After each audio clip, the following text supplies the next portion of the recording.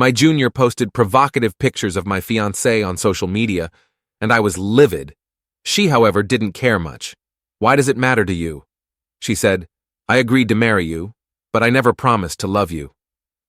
She was confident in our arranged marriage, believing that our families had decided everything. That was until the campus beauty posted a photo of our wedding on social media. She completely lost it and stormed over to confront me. Holding up my hand with the wedding ring on my finger, I calmly replied, "Why does it concern you? You're not my wife." Sato Takashi, my junior, shared intimate pictures of my fiancé on social media. In one of the photos, taken at a seaside house, she was wearing sexy pajamas and sleeping soundly. My friends went wild, flooding me with messages. "Is that your fiancé lying in bed? This room costs $8,800 a night. Only the wealthy can afford that. Who's her boyfriend? What's going on here?" I quickly got the notifications and called her, but she was nonchalant, saying, "What does it matter to you? Our wedding's still a year away. You don't get to control me just yet. And remember, I only promised to marry you, not to love you." She hung up before I could say anything. Soon after, she posted another picture. This time, she was in revealing clothes, with Sato Takashi's arm around her waist, his hand lowered just out of sight. His gaze was full of pride while Iris looked shy and flushed, her eyes adoringly fixed on him. I immediately took off my engagement ring and messaged her, "The wedding is off. I'll return the ring. Do whatever you want." Iris Campbell and I had grown up together, and our families had arranged our marriage long ago. I thought we were in love, that everything was perfect, a match made in heaven. But unexpectedly, she'd been dating one guy after another.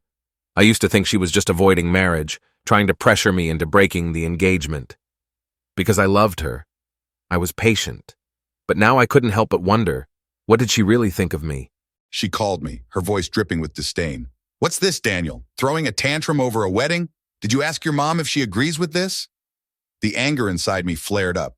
My words reflect my family's decision. From now on, we have nothing to do with each other. Iris sounded stunned, almost confused. "What nonsense are you talking about? When I was with my ex, didn't you even invite us to dinner?" From beside her, Sato Takashi sneered. "Oh, your fiancé is upset? He's so narrow-minded. Tell him we're just having fun. In the end, you'll still marry him." Fun? Were they planning to have fun in the bathroom or on the sofa? If they had a kid, should I call it my son? Sato Takashi continued, his voice calm. "Baby, aren't you going to apologize to Daniel? I think he's really upset." I heard Iris's voice, hesitant and dazed. "I have nothing to apologize for. I didn't do anything wrong. Look, he's not even responding. Forget it. Let's just continue." I felt sick to my stomach and hung up, feeling disgusted. I wandered aimlessly down the street, bought a few beers, and sat by the river. My phone buzzed with a flood of new messages. News about Iris had spread in our circle, and a few friends reached out to comfort me. "Daniel, where are you? Want us to meet up for a drink? I heard about this. Sato Takashi seduced your fiancé. That guy is always scheming. He just wants to hook up with rich girls." Seeing Iris's name on the screen twisted my heart. Thankfully, the gentle breeze from the river helped calm me a little. I didn't know how much I drank, but as the sky darkened, the lights on the boats flickered. "Damn it," I muttered to myself. "You damn bitch." I crushed the beer can in my hand and yelled into the night. But the frustration inside me didn't ease. My mind was teetering on the edge, caught between sanity and madness. "Daniel." A voice called my name. I looked up and saw a pair of clear eyes. It was Nora Cruz, the most mysterious beauty from our university. What was she doing here? The river's lights outlined her delicate features, and her long hair fluttered in the wind. She smiled faintly, asking, "Have you been drinking?" I coughed lightly, bending down to pick up the crumpled can. "No, just playing with the cans." She watched me for a moment, raising an eyebrow. "Don't lie. I heard everything. I didn't expect the aloof Daniel to have such principles, setting a limit on being cheated on." I said nothing. The silence felt suffocating, each second stretching on like an eternity. "Don't you have manners? Eavesdropping on others?" she added with a playful smile. "Hey, why are you changing the subject? Seems like you're not doing so well. Adam from the capital has been cheated on countless times, and you can't handle just a few." There was a faint smile in Nora's eyes as she tapped my head lightly. "Looks like you're wearing the green hat again." The alcohol must have clouded my judgment. I grabbed her wrist as she tried to pull away, looking directly into her eyes. "Nora, want to come to my place for a drink?" Our eyes locked, and I saw a flicker of surprise in hers. This was clear, the kind of invitation only adults would understand. Nora was the goddess, the unattainable dream of every man in our circle. There was no way she'd accept. I must have been out of my mind for making such an inappropriate offer.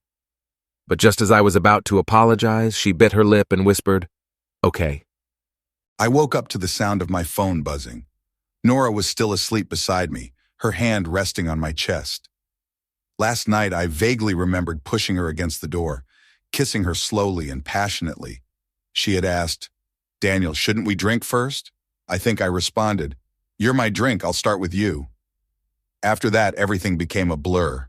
I squinted as I answered the call. It was Iris, her commanding tone on the other end.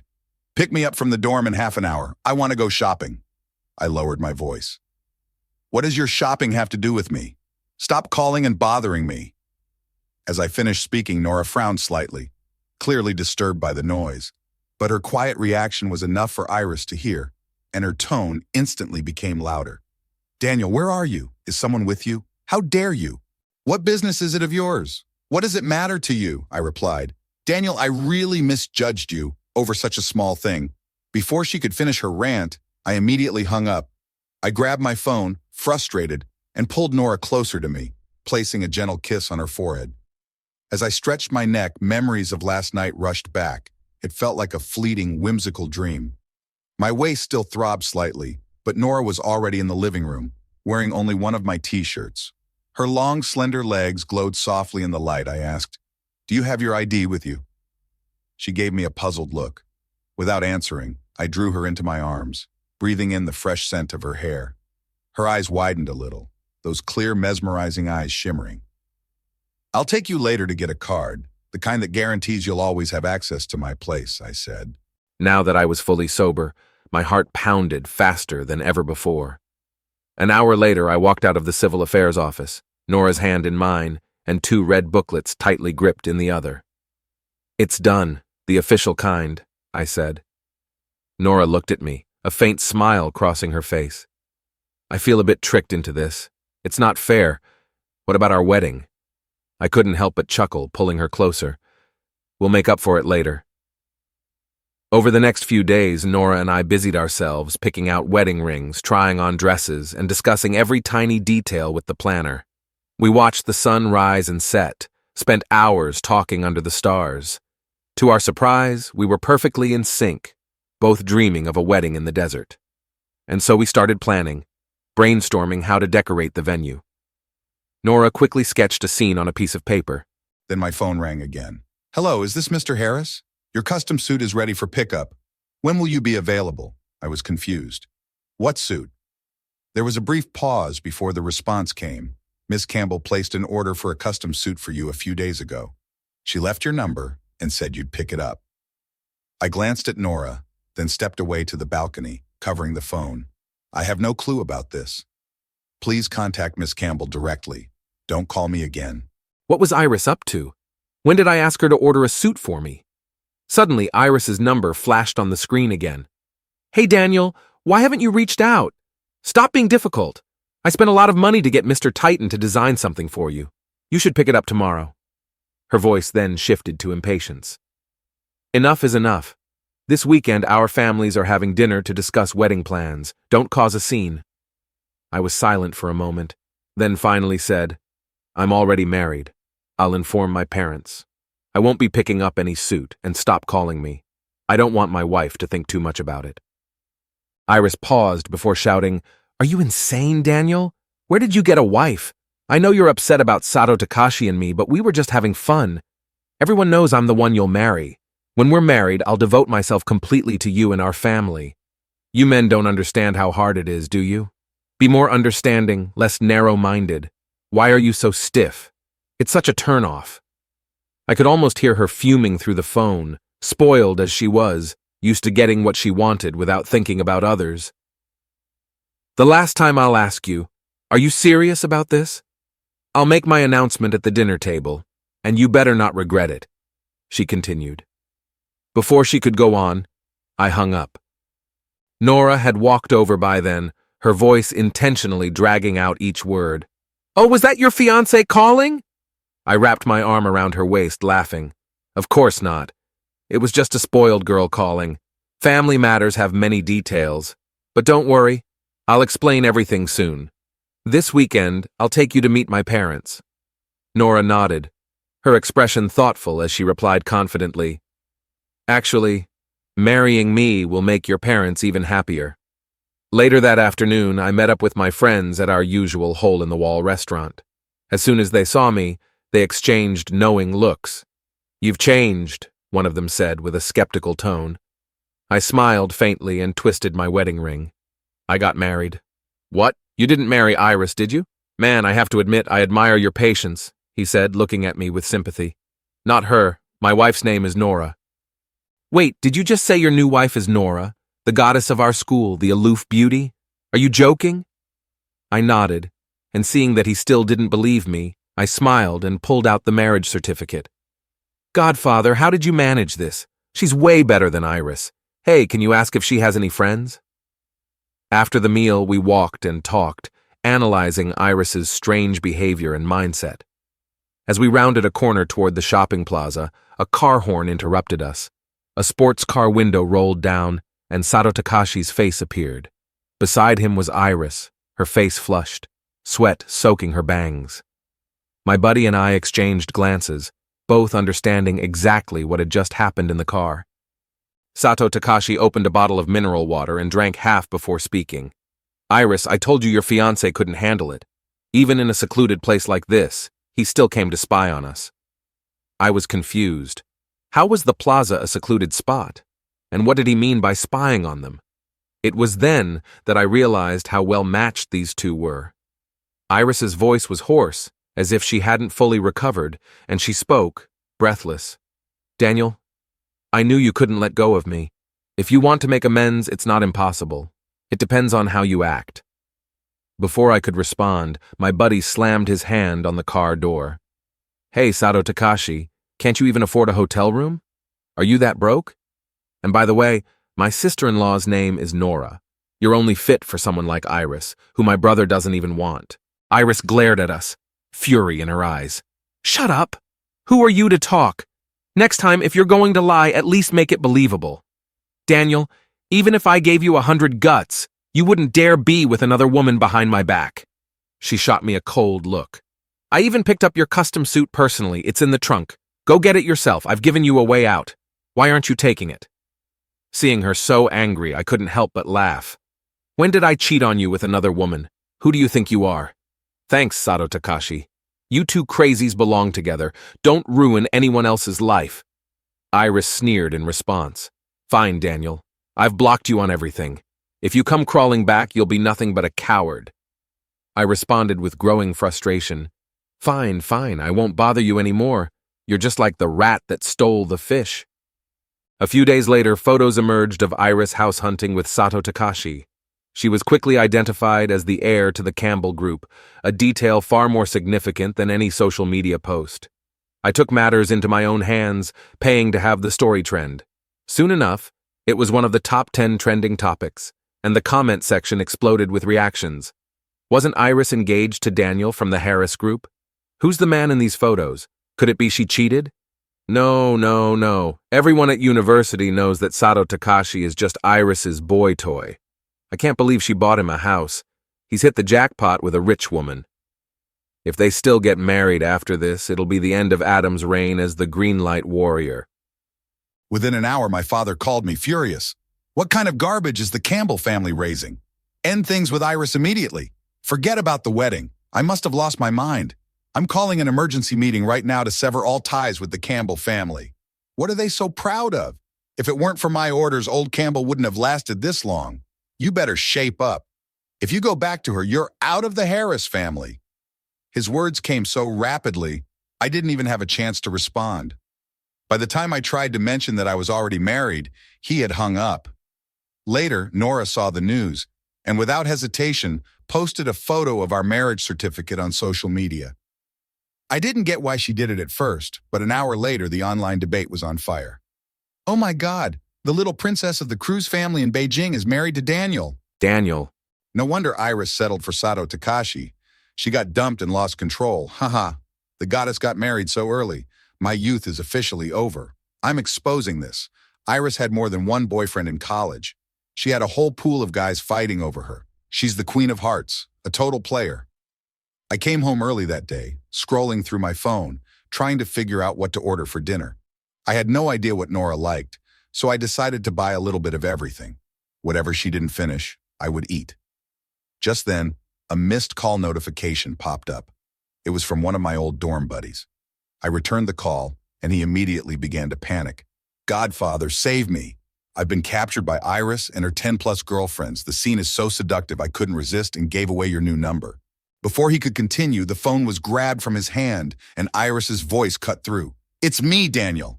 You actually dared block me. First, let my godson go. This kind of brutal torture is inhumane. I can't watch him suffer like this. In the background, I could hear my buddy's muffled voice. Godfather, don't worry about me. I couldn't resist their threats. It's my failure.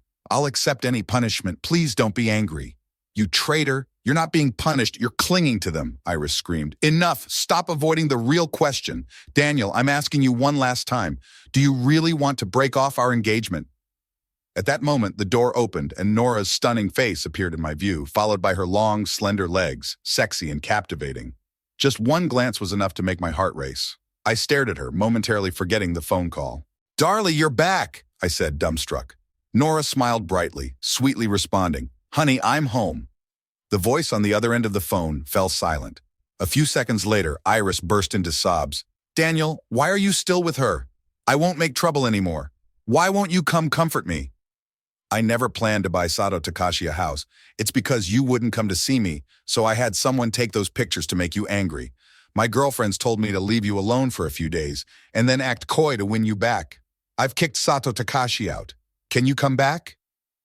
I sighed deeply. Stop calling me from other people's phones. I don't want my wife to misunderstand. I was about to hang up when Nora snatched the phone from me. Iris, I remember you. I didn't expect you to come to Luzhou and shamelessly become the other woman, Nora said calmly, her voice firm. I'm Daniel's legal wife now, and we're trying for a baby. Stop bothering my husband, or I'll make your entire family regret it. Got it, little girl? Iris's voice rose in frustration. You're lying! Daniel, let him answer the phone! I was mesmerized by Nora as she carefully held my other hand. Honey, don't worry about her. Daniel, I'm coming to find you. We need to talk face to face, Iris said, her tone quivering. Nora ended the call and passionately kissed me.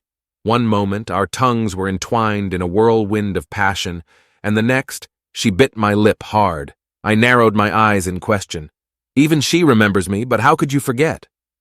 The wind howled through the open window, and raindrops began to leave long streaks on the glass. In the shower, I turned on the hot water, steam filling the room. As I stood under the cascading water, I thought about the summer Nora had mentioned. The summer during middle school when Iris and I went to Beijing. The Campbell family had spent an immense amount of money to meet one of Beijing's 4 young masters, renting out an entire hotel. On the rooftop garden, Iris got into an argument with another girl. They wouldn't back down, and things escalated.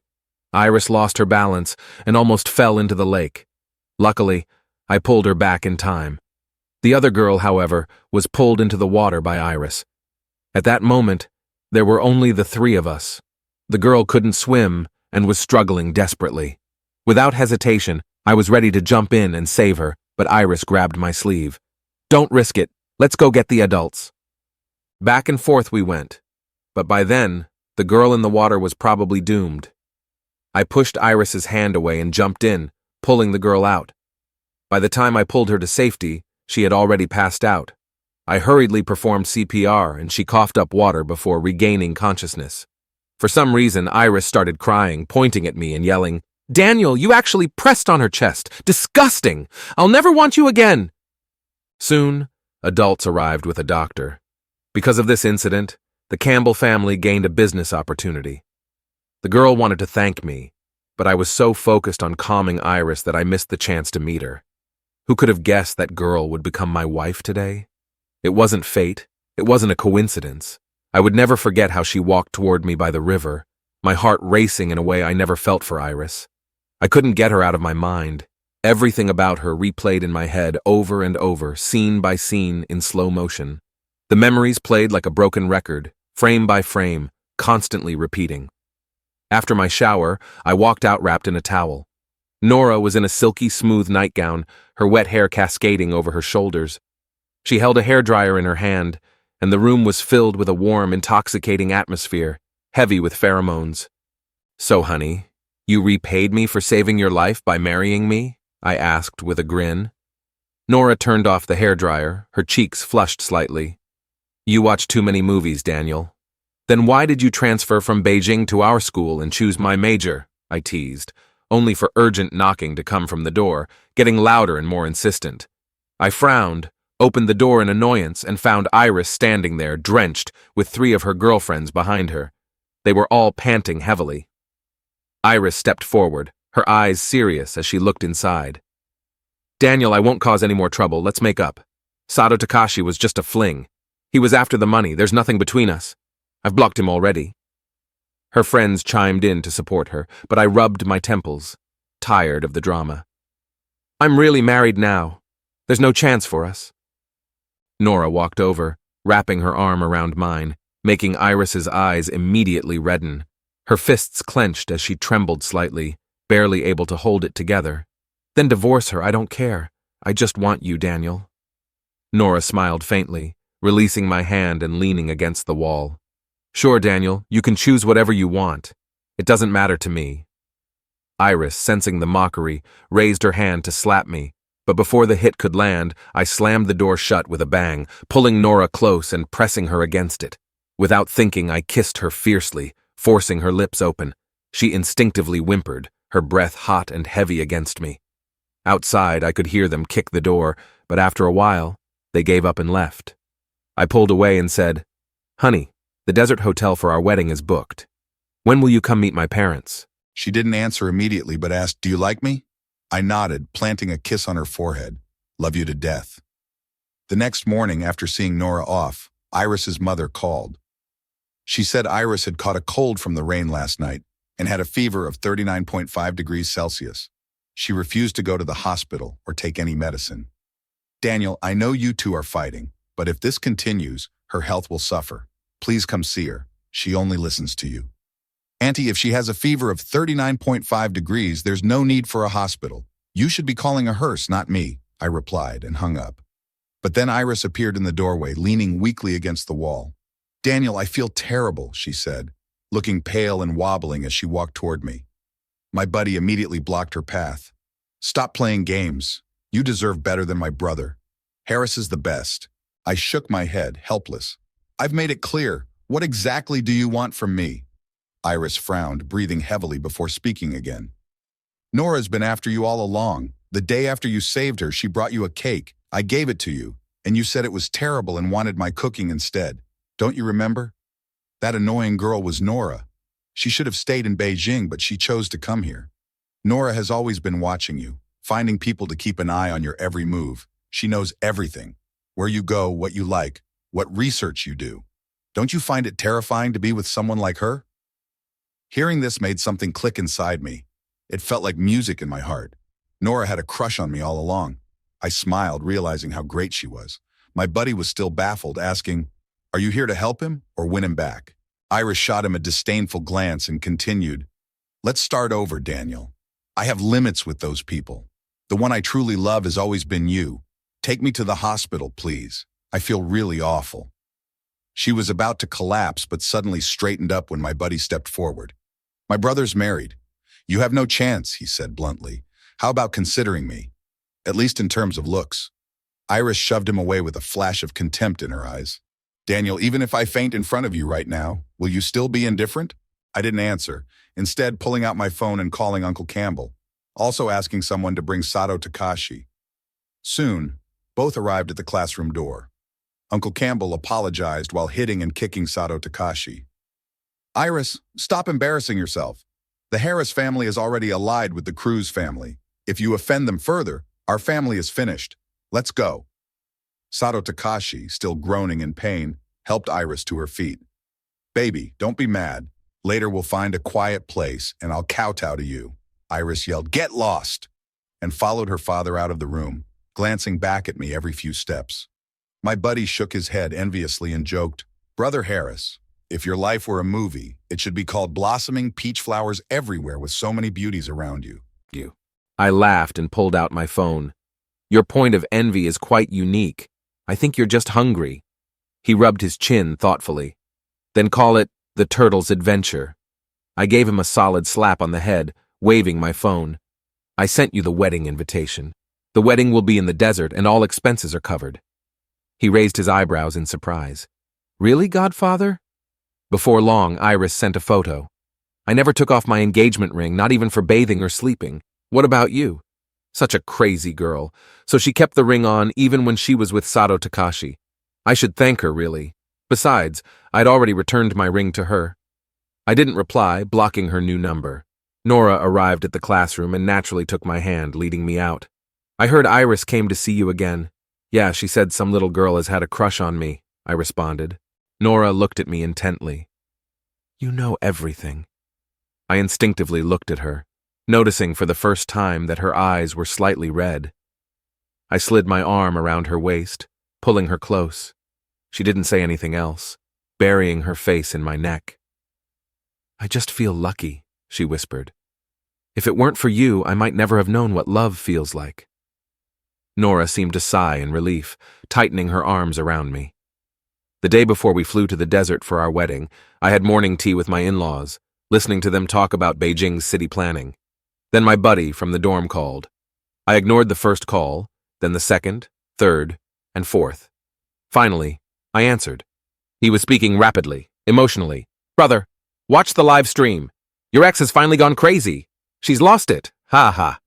Confused, I stepped out of the room and opened the live stream. Iris was sitting on a seaside cliff, her legs dangling and tied to a large rock. People surrounded her in a wide circle, afraid to approach. A helicopter hovered overhead, its blades slicing through the air. Iris stood at the cliff's edge, holding up her phone, tears streaming down her face. I'm sorry, Daniel, she whispered. With every word, she inched closer to the precipice. I was young and I didn't understand love, but losing you, it felt like losing everything. If there's a next life, I won't be so foolish, she murmured, her voice cracking. She was truly out of her mind. While I didn't expect it to escalate like this, part of me wasn't entirely surprised. I frowned, wanting to call her, but then I remembered I had deleted her number. The Campbell family was well known locally, and she had been a trending topic before. Now the comments flooded in. So tragic. The desperation to win back love. If you love deeply, love completely. If not, let go. In this day and age, who still does something this drastic for love? This world has gone mad. Ha ha ha ha. Uncle Campbell called me. I picked up, but neither of us spoke. It must have been too humiliating for him. After a couple of minutes, I couldn't keep quiet any longer. Uncle Campbell, I know. I'll be there soon. His voice was hoarse when he replied, "Thank you." When I arrived, Iris was sobbing while singing a children's song, ignoring everyone's pleas. She didn't even notice the SWAT team and helicopter hovering above. Aunt Campbell was crying in desperation. Suddenly, Iris spotted me from a distance. She stood up and opened her arms wide. "Daniel, hug me." The crowd held their breath as I slowly walked toward her. As a child, she always asked for a hug when she saw me, but now she was an adult. I knelt down to untie the rope from her feet. She smiled brightly. "I never planned to jump. I knew you'd come." She took a few steps toward me, wanting to embrace me, but I held up my hand, showing my wedding ring. "If you have something to say, keep your distance. My wife gets jealous."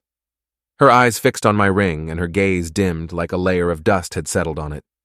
"Is Nora really that good?" Just then, Sato Takashi, with a bruised and swollen face, walked over. He looked down and pulled out a small box from his pocket. "Daniel, I was wrong. Iris took me to court because I secretly took the ring you returned. She's so unreasonable. We were so happy together, but she sued me just for stealing something worth tens of thousands. Brother, her values are all twisted. Please talk to her. Look, I'll kneel down and kowtow to you." He wiped his tears as he spoke and began to kneel in front of me. I glanced at him, reflecting on everything that had happened. It felt like trying to put out a wildfire with a single cup of water, overwhelming and futile. He stammered, "When she played with me, she said outright that she could never do that kind of thing with me. It was just for fun. She thinks I'm humorous and can make her happy, unlike you, always buried in the lab doing research. You're the most important to her. She'll listen to you. Please, brother, I'll kowtow to you again, okay?" I couldn't take it anymore. Dressed like that, with both of you hugging, and you tell me nothing happened? Do you think I'm an idiot? And in the car, both of you flushed and sweating. What exactly were you doing? I added. He seriously kowtowed and replied, "That was because the car's air conditioning was broken." I rubbed my temples and sighed. "As long as you're happy." For some reason, Iris's emotions suddenly seemed to stabilize. She said, "Missing out is only temporary. I believe one day you'll get tired of Nora and come back to me, Daniel." The scene shifted to the vast desert, where an oasis had been set up for our wedding. Nora and I walked down the red carpet, the entire scene both romantic and solemn. After exchanging rings, Nora carefully took out a gold chain with my initials engraved on it. The necklace I had lost. She put it around my neck, smiling. "Finally, I can return this to you. Thank you, Daniel. This necklace fell into the pool when you saved me. I saw it float up and took it. I've never had the chance to return it until now. I love you, husband." The next moment, she stood on tiptoe, gently caressed the back of my head, and slowly closed her eyes. Her bright red lips met mine in a soft kiss. The audience erupted in applause. The desert sun blazed down, but not just the sun.